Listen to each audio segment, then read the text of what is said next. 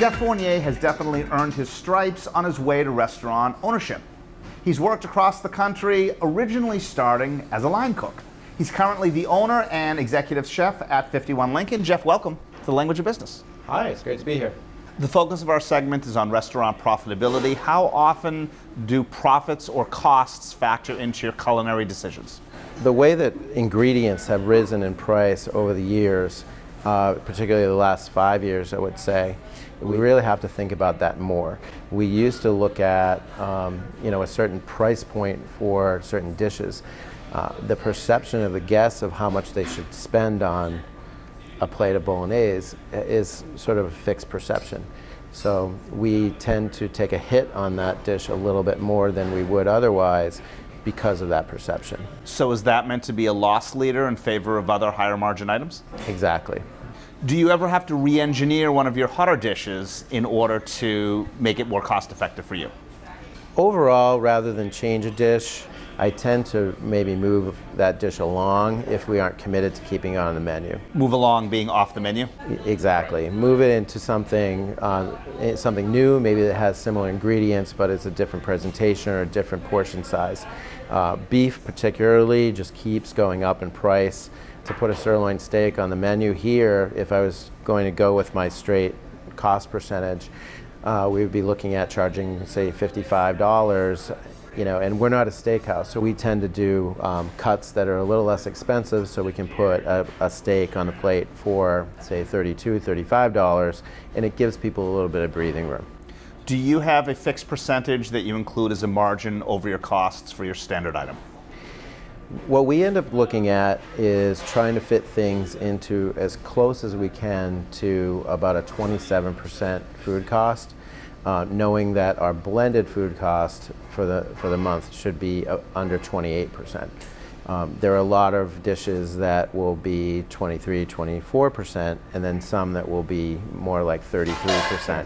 Particularly when we talk about steaks and some of the seafood, like if we get into using wild halibut or those kind of fish that really are coming to us at a much higher cost.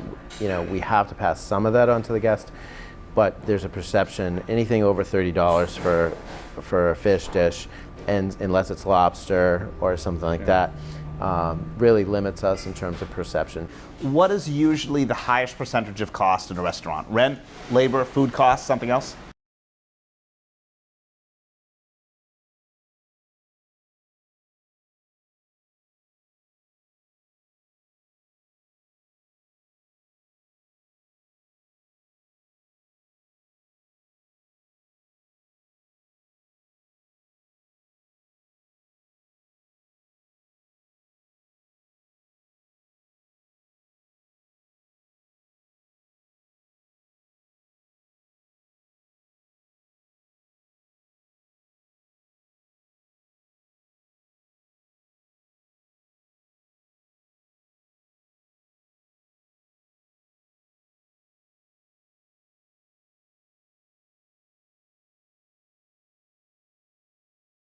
How much food do you have to throw out every week?